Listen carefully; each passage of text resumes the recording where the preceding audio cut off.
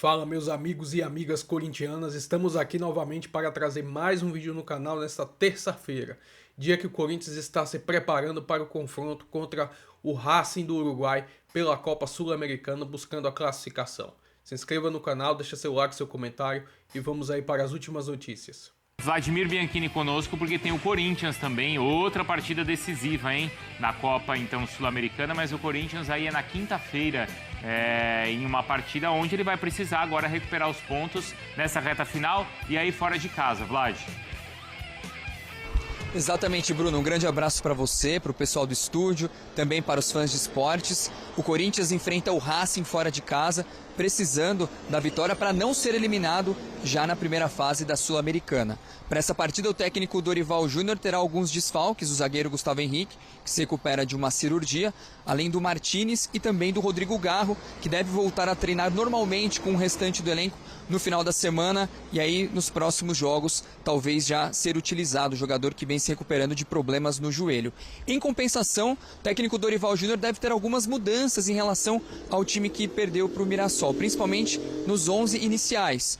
O Yuri Alberto e também o Carrilho foram poupados, começaram no banco de reservas, sinal de que devem começar como titulares no jogo contra o Racing. O grande problema é que o Corinthians, como visitante, nos últimos jogos não vem bem. Em 4 partidas, são 3 derrotas. O técnico Dorival Júnior, durante a coletiva em Mirassol, deixou muito claro que tem algumas preocupações, principalmente em relação ao ataque, que vem fazendo poucos gols, na parte das finalizações, também do último passe, e também na questão do Corinthians levar muitos gols logo depois do intervalo. Contra o América de Cali, contra o Mirassol foi assim. Começou o segundo tempo, o Corinthians teve alguma desatenção e levou um gol. São fatores que têm preocupado muito o técnico Dorival Júnior. O Corinthians, que ainda faz mais um treinamento no CT Joaquim Grava amanhã, e depois do almoço viaja para o Uruguai, para Montevidéu, para esse jogo decisivo contra o Racing. Se não vencer, corre sério risco de ser eliminado já na fase de grupos. Volto com você, Bruno. Então, era a conta que a gente estava fazendo aqui da defesa. Sofreu 14 gols no Campeonato Brasileiro. A segunda pior defesa, só atrás do Juventude, que sofreu 20. Tomou 2 goleadas, né? E o Corinthians está no meio da tabela. Bora falar do Corinthians e mais um capítulo da política turbulenta do Timão. Sim, que agora o diretor, o Edgar Soares, que assumiu o departamento de marketing recentemente, pediu exoneração do cargo, mandou um e-mail para o presidente Augusto Melo dizendo que queria sair. Ele ficou 39 dias no cargo, isso mesmo, 39 dias, ou seja, mais um capítulo de toda essa ebulição pela qual o Timão vem passando. E é por isso que Lívia Camilo chega com a gente para explicar essa história. O que aconteceu, Lívia? Uma passagem relâmpago aí do diretor. Boa tarde. Boa tarde, Lu. Boa tarde, PVC. Passagem relâmpago, mas turbulenta, viu, Luísa? Porque o Edgar Soares, nessa manhã, pediu a exoneração do cargo, né? Enviou um e-mail para o presidente Augusto Melo pedindo para sair. Mas foi uma passagem com demissões, declarações polêmicas do próprio Edgar, e era uma contratação, né? Uma contratação que a gente já sabia que tinha um cunho político, porque o Edgar Soares foi um dos autores, né? Assinou ali aquele pedido, o primeiro pedido de impeachment contra o Augusto Melo. Então, quando a gente né, noticiou no UOL a contratação, né? A entrada do Edgar como diretor estatutário de marketing, a gente já tinha essa ideia, essa noção de que seria uma contratação política, né? E veio se confirmando nas últimas semanas. O que aconteceu? Depois de algumas decisões ali de demissões, principalmente do superintendente de marketing, o Vinícius Manfred, e o antigo superintendente comercial, a situação ficou muito insustentável dentro do Parque São Jorge. Os departamentos de comunicação, marketing e comercial ficaram muito revoltados com as demissões. O Manfred foi um dos que mais entregou resultados, assim, metas concretas, né, de valores mesmo, de patrocínios no ano passado. E colaborou muito para a receita recorde do Corinthians de 1,1 bilhão de reais em 2024. E aí, com essas demissões, ficou muito difícil. O clima lá dentro era de insegurança, um clima meio bélico, inclusive, entre o diretor estatutário e, né, os funcionários dessas áreas.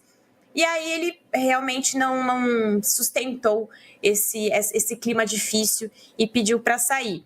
Mas a verdade é que o Corinthians agora segue sem um diretor estatutário de marketing, financeiro, né? Continua aí com alguns cargos vazios, né? Sem ser ocupados, que são cargos previstos no Estatuto do Corinthians.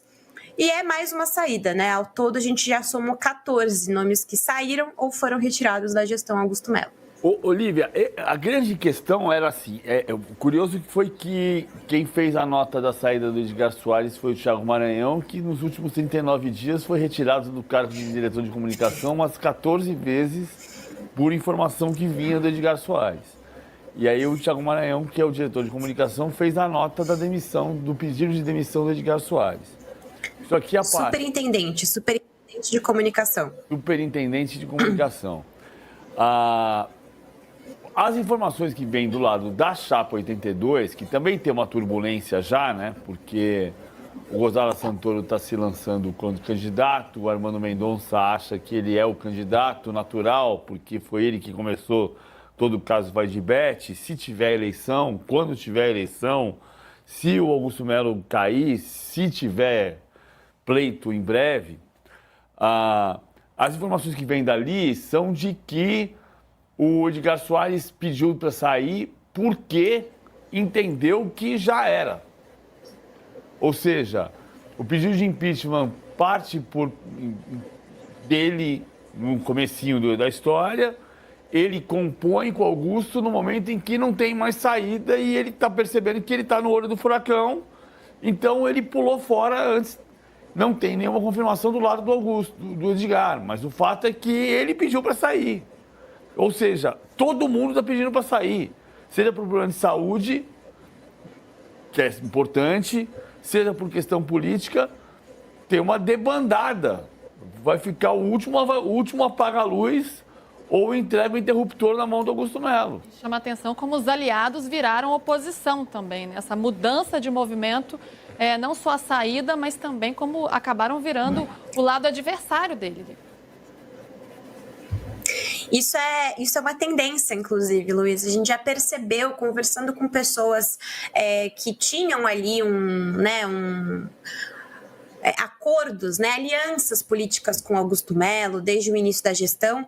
Muitos foram desembarcando e, assim, as chapas também, né, de uma forma mais abrangente. Que não só pensamentos isolados dentro dessas chapas, né, que eram chapas aliadas, mas os posicionamentos das próprias chapas. Né? Então, isso também está sendo um problema para o Augusto, porque ele está tendo que controlar esse ambiente dentro do Parque São Jorge, que é um ambiente, a gente já falou algumas vezes aqui, que é uma pequena Brasília, e agora sem essas alianças sustentáveis. Né? Eram alianças ali com apoio massivo das chapas, né? Mas agora os pensamentos diferentes dentro dessas chapas estão, digamos assim, entre aspas, contaminando outros ao redor. E isso já é uma coisa que vem preocupando o Augusto. Ele tem sentado para conversar com vários conselheiros, chamou inclusive abriu alguns dos treinos no CT para conselheiros, realizou alguns eventos para tentar aproximar esses grupos dele, ou uma reaproximação, e isso também não está surtindo o efeito que ele estava esperando nesse momento. Então, o momento político do Augusto é difícil, um momento até de um certo isolamento, e o que tem restado para ele são aqueles fiéis, né? Aquela que a gente já sabe que tem uma base ali dentro do Conselho Deliberativo, que é uma base fiel ao Augusto, e que foram os que votaram a favor das contas de 2024, apesar de ter sido uma votação bastante expressiva para reprovação. Então, ele tem aqueles ali e está tentando buscar, né, galgar mais espaços para se garantir até o fim do mandato. A gente sabe que isso está se tornando cada vez mais difícil e hoje o Augusto está numa corda bamba. Eu não aguento a comparação, inevitável, desculpe. Você falou, era uma pequena Brasília comparando com o plano piloto, com a cidade. E agora está virando uma pequena Brasília do tamanho de um carro. Com a diferença de que em Brasília tem o plano piloto e no caso da Brasília o piloto não tem plano. Ai, PVC. Essa foi boa. A situação tá difícil, a situação tá difícil, gente. O negócio tá complicado. Eu conversei com alguns conselheiros, né, desde semana passada, com as demissões e tudo mais, que, né, assim, todo mundo fala, o último que sair apaga a luz. Essa é uma frase que já ganhou os corredores do Parque São Jorge. É complicado. Lívia, beijo, viu, querida? Obrigada. Obrigada, pessoal. Tchau, tchau. Tchau, tchau. Último